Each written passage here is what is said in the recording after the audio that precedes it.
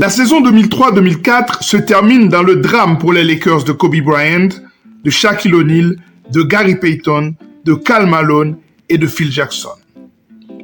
Une défaite cinglante des Lakers face aux Pistons de Détroit sur le score de 4 victoires à 1. La première super team du 21e siècle est explosée par la défense historique des Pistons de Ben Wallace, de Rasheed Wallace, de Rip Hamilton et de Chauncey Billups. Une défaite qui fait ressortir les divergences internes des Lakers. La guerre ouverte entre Kobe Bryant et Shaquille O'Neal, à l'heure où le pivot réclame le salaire maximum aux Lakers et l'éviction de Bryant. Mais le propriétaire des Lakers, le légendaire Jerry Buss, prépare une immense surprise au monde du basket.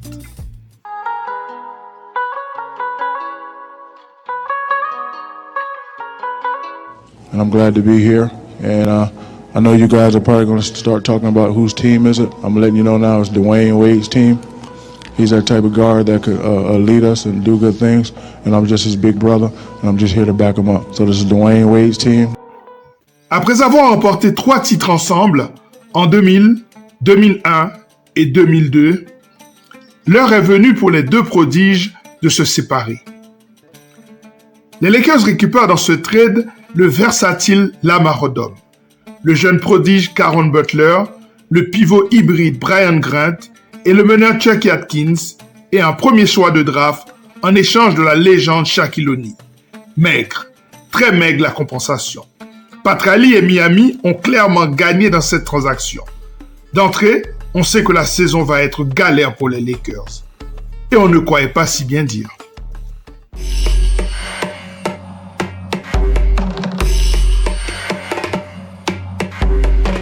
Kobe Bryant décide de décliner sa dernière année d'option et devient agent libre. Il est pressenti aux Clippers. Mais après le trade du Shaq, il décide de re-signer avec les Lakers. Il paraffe un contrat de 7 ans avec les Angelinos et débute un nouveau cycle à 14 175 000 $ la première année. Les Lakers ont clairement décidé de miser sur Kobe pour l'avenir.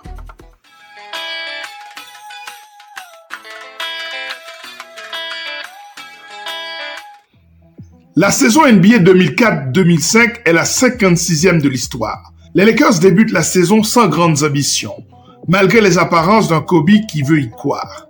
Les Lakers débutent la saison avec un 5 de base pour le moins médiocre et un effectif impuissant. Chose imprudente, les Lakers donnent les clés de la main au médiocre Chucky Atkins.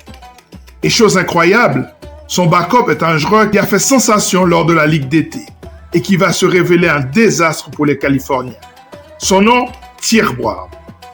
Peut-être le pire basketteur de l'histoire des Lakers. Sur le poste 2, Kobe Bryant est secondé par le fantasque Karim Rush, le jeune rookie slovène Sasha Vujacic et l'obscur Tony Bobbitt qui ne fera pas long feu en NBA et qui végétera dans les ligues mineures du monde. À quoi pensait Mitch Kupchak, le GM des Lakers? Sur le poste 3, si la jeune star Caron Butler semble être solide, derrière lui, les questions se multiplient. Devin George a-t-il progressé offensivement? Jermaine Jones peut-il défendre sur les joueurs élites de la ligue? Quel rôle pour Luke Walton? Le poste 4 offre peut-être les meilleures garanties avec la jeune star polyvalente Lamar Odom, l'Ukrainien Stanislav Medvedenko et le stretch four Brian Cook. En revanche, le poste 5 est risible avec le vieux Slave Vlade Divac, le fragile Chris Mihm et le pivot de petite taille Brian Grant, dans une ligue dominée par Shaquille O'Neal, Alonzo Mourning, David Robinson, Tim Duncan, Jermaine O'Neal, Rasheed Wallace, Ben Wallace, Marcus Camby et le jeune rookie Dwight Howard. Pour mener ce beau monde, le GM Mitch Kupchak fait appel à un homme d'expérience qui a déjà remporté 2 titres NBA avec les Rockets de Houston. Il s'appelle Rudy Tomjanovic. Mais celui qu'on appelle affectueusement Rudy T ne finit pas la saison, car après 43 matchs et un bilan de 24-19, il est remplacé par son assistant Frank Amblin, suite à un problème cardiaque. Décidément, la saison des Lakers semble maudite.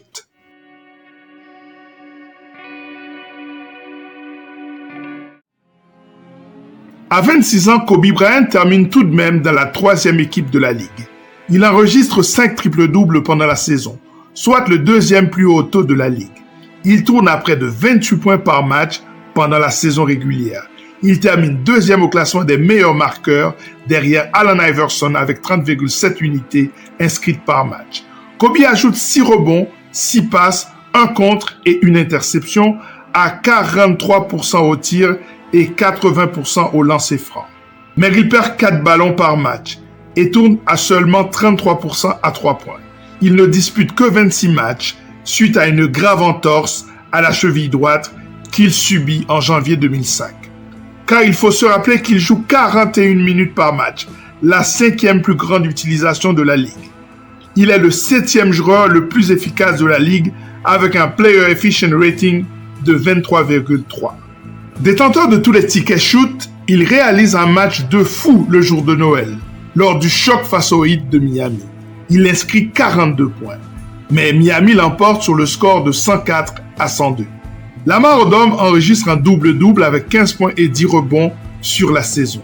Caron Butler ajoute à son tour près de 16 points par match et est le meilleur défenseur de l'équipe. Quant à Chucky Atkins, il joue les 82 matchs et contribue à raison de 14 points, 4 passes et une interception par match. Enfin, auteur d'une saison à 69, l'apport statistique de Brian Grant est marginal. Surtout quand on sait que le garçon est le 2e joueur le mieux payé de l'équipe à plus de 13 millions de dollars la saison. 3 des 4 joueurs impliqués dans le trade du Shaq contribuent statistiquement, mais cela ne fait pas gagner de match.